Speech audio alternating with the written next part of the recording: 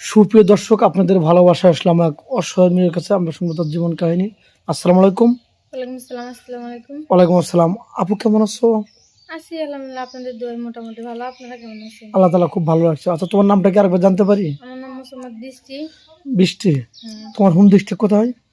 টাঙ্গাইল ভপুর।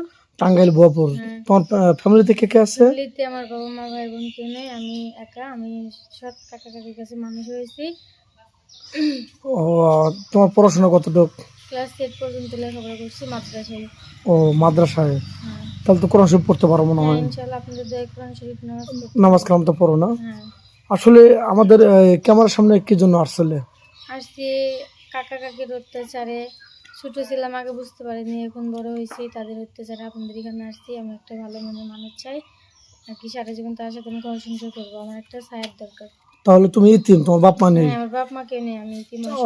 চাচা চাচির কাছে তুমি থাকছো বা মানুষ হয়েছে, এখন তারাও দেখতে পারছে না, এই তো বড় হয়েছো। তাদের কাজ করলে এক মুঠো ভাত পাই, না পারলে না পাই। তাহলে তো খুবই কষ্ট।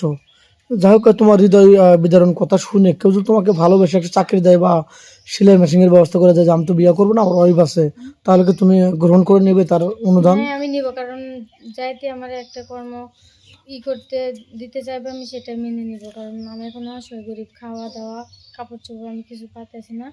ও, তাহলে তো তোমার চলা কষ্ট, নেবে না? তো যাই হোক, তোমার বয়সটা কত বলছিলে? বয়স 21 চলতেছে। 21 রানিং। তোমার চেহারা সুন্দর, তুমি অনেক সুন্দর একটা মেয়ে, নামাজ কালাম পড়ো, ভদ্র মেয়ে। তুমি কত বছর বয়স হলে মিসওয়াট মনে করো তোমার সাথে? আমার সাথে 30, 40, 50 হলো কোনো আমার আপত্তি নেই। আমি শুধু একটা ভালো মনের মানুষ চাই, জীবন সঙ্গী সারা জীবন। তার চেহারা যদি কালো হয়? সমস্যা নেই, কালো হলে সমস্যা নেই, এবং বউ বাচ্চা থাকলেও সমস্যা নেই। তোমার কোনো আপত্তি নেই, তার আমার মনটা ভালো হলে হবে না? হ্যাঁ। আচ্ছা, কোনো প্রবাসী বাদুল একটা বাচ্চা থাকা অবস্থায় তার ওয়াইফ চলে গেছে, সে এখন বিয়ে করতে চাচ্ছে, এখন তুমি কি ওরকম মেন বিয়ে করবে? হ্যাঁ, আমি করব। আমার বাচ্চাটাকেও কষ্ট দেবে না পরে? না, কারণ আমি তাদের নিজের মার মতো দেখাশোনা করবো। কারণ আমার তো মা নেই, বাবা নেই, আমি তাদের কষ্ট বুঝতে পারতেছি। তুমি কি রান্না বাড়া করতে পারো? হ্যাঁ, রান্না বান্না করতে পারি আমি।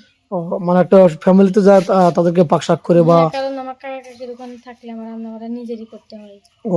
বুঝতে পারছি।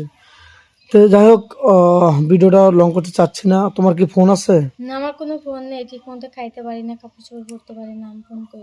তোমার কোনো ফোন নেই? না, আমার কোনো ফোন নেই। সুপ্রিয় দর্শক বন্ধু, আপনারা জানতে পারলেন মেয়েটা কোনো ফোন নেই, একদম ইতিম মেয়ে, তার বাপ মা কেউ নেই।